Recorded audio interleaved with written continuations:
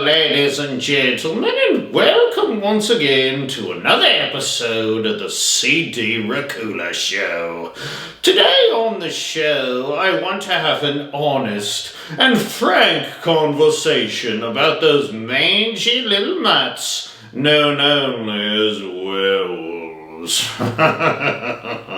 Before we get into this, if you guys out there in YouTube land could quit chasing your tails and sniffing each other's butts and hit that subscribe button, I would give you a pat on the head. And I'd say, who's a good boy?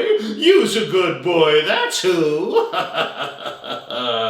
So today, I just want to talk a little bit about werewolves. I want to clear some things up, clear the air, if you will, about the creatures. First off, there's a lot of stuff out there about werewolves and vampires. You know, about us being mortal enemies. I think a little movie called Underworld pops into my head when thinking about vampires and werewolves trapped into this eternal struggle for power. That's funny to me.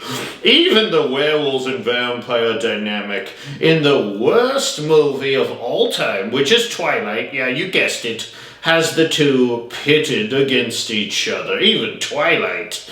Even the television show What We Do in the Shadows, and I like that show.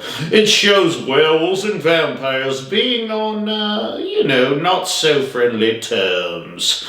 Here is the truth about werewolves or skinwalkers or whatever you want to call them. Us vampires, we like to call them part-time monsters. I mean, they don't walk around all the time in their werewolf form, do they?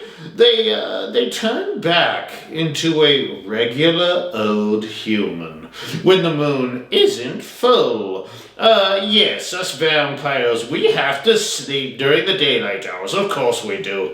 But even when we're asleep, guess what? We're still vampires. We're vampires all the time. Also, as in most films, well, maybe not Teen Wolf, sorry Teen Wolf, but when the moon is full and the human turns into the hairy beast, it is nothing more than a mindless killing machine. Take my favorite film of all time, and yes, it's a werewolf film, American Werewolf in London, which is also my most watched episode of the CD Racoola Show, by the way. And the creature in American Werewolf in London is a giant, hulking brute walking around on all fours and just killing everything and everything in its path. And then in the morning, the werewolf is once again human. And most of the time, these werewolves, once they turn human again, they have no real recollection of what they did the night before, but they feel guilty about it. You know, they wake up with some blood on them and feel guilty. Whereas us vampires know exactly what we're doing and exactly who we're doing it to. Does that make us harder and more cold-hearted than werewolves? It sure does. Some relationships between vampires and werewolves are somewhat friendlier. And by somewhat friendlier, I mean a werewolf being the footstool of the vampire. Take the Monster Squad. Oh, I love the Monster Squad. The Wolfman is nothing more than a servant of Dracula. Or even Van Helsing, the one featuring Hugh Jackman. The werewolf is cursed to be a servant of Dracula. It's kind of cool when things work out in that way. You have to admit it. I don't have any werewolf servants, unfortunately. I wish I did. There There is a lot of cool crossover films with those older Universal horror films where we see both vampires and werewolves, and even randomly Frankenstein, occasionally interacting with each other, like House of Dracula, House of Frankenstein, and Abbott and Costello meet Frankenstein. So I guess Frankenstein's in there quite a bit in those older films.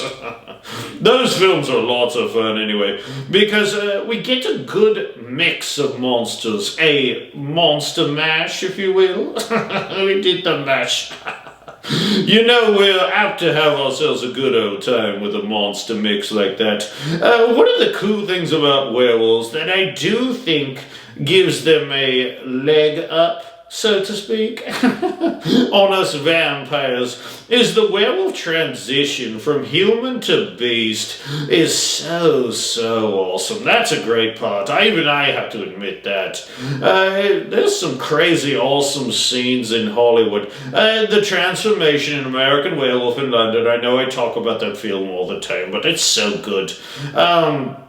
That one is so good. The Wolfman, I guess it's just called Wolfman. It's the 2025 film, recent. He had a really cool transition because it was very gradual, very savage, you know.